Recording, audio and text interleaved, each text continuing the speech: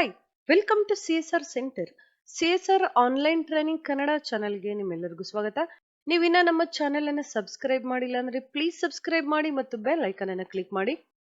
ನಮ್ಮ ಚಾನೆಲ್ ಅಲ್ಲಿ ಬರುವಂತಹ ಎಲ್ಲಾ ಹೊಸ ವಿಡಿಯೋಗಳನ್ನ ನೋಡೋದಕ್ಕೋಸ್ಕರ ನಮ್ಮ ಚಾನೆಲ್ ಅಲ್ಲಿ ಬರುವಂತಹ ವಿಡಿಯೋಗಳು ಇಷ್ಟ ಆದಲ್ಲಿ ಪ್ಲೀಸ್ ಲೈಕ್ ಮಾಡಿ ಮತ್ತು ಶೇರ್ ಮಾಡಿ. ಇವತ್ತು ನಾವು ನೋಡೋಣ ಮಾತೃಭೂಮಿ ಕವಿತೆಯನ್ನ. ಲಾಸ್ಟ್ ಕ್ಲಾಸ್ ಅಲ್ಲಿ ನಾವು ನೋಡಿದ್ವಿ ಮಾತೃಭೂಮಿ ಕವಿತೆಯ ಕವಿಯಾದ ಭಗವತಿ ಚರಣ್ ವರ್ಮಾ ಅವರ ಕವಿ ಪರಿಚಯವನ್ನ. ಇವತ್ತು ನಾವು ಮಾತೃಭೂಮಿ ಕವಿತೆಯನ್ನ ನೋಡೋಣ. ಭಗವತಿ ಚರಣ್ ವರ್ಮಾ ಅವರು ಮಾತೃಭೂಮಿ ಕವಿತೆಯಲ್ಲಿ ಭಾರತ ದೇಶದ ಬಗ್ಗೆ ಏನನ್ನ ಹೇಳಿದ್ದಾರೆ, ಭಾರತ ಮಾತೆಯನ್ನ ಅಥವಾ ಭಾರತ ದೇಶವನ್ನ ಯಾವ ರೀತಿಯಾಗಿ ವರ್ಣಿಸಿದ್ದಾರೆ ಅಂತ ಇವತ್ತು ನಾವು ನೋಡೋಣ. इस कविता के द्वारा कवि मातृभूमि की विशेषता का परिचय देते हुए छात्रों के मन में देश प्रेम का भाव जगाना चाहते हैं. ಈ ಕವಿತೆಯ ಉದ್ದೇಶ ಏನಂದ್ರೆ, ಭಗವತಿ ಚರಣ್ ವರ್ಮಾ ಅವರು ಈ ಕವಿತೆಯ ಮೂಲಕ ವಿದ್ಯಾರ್ಥಿಗಳಲ್ಲಿ ದೇಶ ಪ್ರೇಮದ ಭಾವನೆಯನ್ನ ಹುಟ್ಟು ಹಾಕುವಂತಹ ಒಂದು ಪ್ರಯತ್ನವನ್ನ ಇಲ್ಲಿ ಮಾಡ್ತಾ ಇದ್ದಾರೆ. ಕವಿತೆಯನ್ನ ನೋಡೋಣ. ಮಾತೃಭೂ ಶತ ಶತ ಬಾರ್ ಪ್ರಣಾಮ್, अमरों की जननी तुमको शत शत बार प्रणाम. मातृभू शत शत बार प्रणाम, तेरे उर में शहीद गांधी बुद्ध और राम. मातृभू शत शत बार प्रणाम. हरे भरे है खेत सुहाने, फल फूलों से युत वन उपवन. तेरे अंदर भरा हुआ है खनिजों का कितना व्यापक धन. मुक्त हस्त तो बांट रही है सुख संपत्ति धन दाम. मातृभू शत शत बार प्रणाम. एक हाथ में न्याय पताका, ज्ञान दीप दूसरे हाथ में जग का रूप बदल दे. हे माँ कोटि कोटि हम आज साथ में. गूंज उठे जय हिंद नाद से सकल नगर और ग्राम. मातृभू शत शत बार प्रणाम. ಕವಿ ಇಲ್ಲಿ ಭಾರತ ದೇಶದಲ್ಲಿ ಇರುವಂತಹ ಖನಿಜ ಸಂಪತ್ತುಗಳಿರಬಹುದು, ಅಥವಾ ವನ ಸಿರಿ ಇರಬಹುದು, ಅಥವಾ ಪ್ರಾಣಿ ಪಕ್ಷಿಗಳು, ಅಥವಾ ಭಾರತ ದೇಶದಲ್ಲಿ ಜನಿಸಿದಂತಹ ಮಹಾನ್ ವ್ಯಕ್ತಿಗಳ ಬಗ್ಗೆ ಸಹ ಇಲ್ಲಿ ಕವಿ ಹೇಳ್ತಾ ಇದ್ದಾರೆ.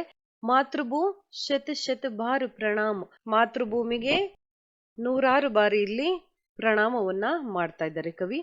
ಅಮರೋಂ ಕಿ ಜನನಿ ತುಮ್ಕೋ ಶತ ಶತ ಬಾರ್ ಪ್ರಣಾಮ್. ಅಮರೋಂ ಕಿ ಜನನಿ ಅಂದಾಗ ಭಾರತ ದೇಶದಲ್ಲಿ ಹುಟ್ಟಿರುವಂತಹ ಹಲವಾರು ಮಹಾನ್ ವ್ಯಕ್ತಿಗಳ ಬಗ್ಗೆ ಇಲ್ಲಿ ಹೇಳ್ತಾ ಇದ್ದಾರೆ. ಅಮರರು ಅಂದಾಗ ಗಾಂಧಿ ಇರ್ಬೋದು, ಬಸವಣ್ಣ ಇರಬಹುದು, ಬುದ್ಧ ಇರ್ಬೋದು, ರಾಮ, ಕೃಷ್ಣ, ಇವರ್ಯಾರು ಇವತ್ತು ನಮ್ಮ ನಡುವೆ ಇಲ್ಲ, ಆದರೂ ಸಹ ನಾವಿಲ್ಲಿ ಅವರನ್ನ ನೆನೆಸ್ತೀವಿ. ಅದನ್ನ ಕವಿ ಇಲ್ಲಿ ಅಮರೋಂಕಿ ಜನನಿ ಅಂತ ಹೇಳ್ತಾ ಇದ್ದಾರೆ. ಅಮರರಾದಂತಹ ಸಾವಿರಾರು ವ್ಯಕ್ತಿಗಳಿಗೆ ಜನ್ಮ ನೀಡಿದಂತಹ ಭಾರತ ಮಾತೆ ಅಮರೋಂಕಿ ಜನನಿ ಅಂತ ಹೇಳ್ತಾ ಇದ್ದಾರೆ. ತುಮ್ಕೋ ಶತ ಶತ ಬಾರ್ ಪ್ರಣಾಮ್. ಭಾರತ ಮಾತೆಗೆ ನೂರಾರು ಬಾರಿ ಪ್ರಣಾಮವನ್ನ ಹೇಳ್ತಾ ಇದ್ದಾರೆ. ಮಾತೃಭೂ ಶತ ಶತ ಬಾರ್ ಪ್ರಣಾಮ್. ತೇರೆ ಉರ್ಮೆ ಶಹೀದ್ ಗಾಂಧಿ ಬುದ್ಧ ಔರ್ ರಾಮ್. ತೇರೆ ಉರ್ಮೆ ಶಹೀದ್ ಅಂದಾಗ ಕವಿ ಇಲ್ಲಿ ಹೇಳ್ತಾ ಇದ್ದಾರೆ, ಭಾರತ ಮಾತೆಯ ಹೃದಯದಲ್ಲಿ ಮಲಗಿರುವಂತಹ, ವಿಶ್ರಮಿಸುತ್ತಿರುವಂತಹ ಮಹಾನ್ ವ್ಯಕ್ತಿಗಳ ಬಗ್ಗೆ ಹೇಳ್ತಾ ಇದ್ದಾರೆ. ಗಾಂಧಿ, ಬುದ್ಧ ಮತ್ತೆ ರಾಮರ ಬಗ್ಗೆ. ಮಾತೃಭೂ ಶತ ಶತ ಬಾರ್ ಪ್ರಣಾಮ್.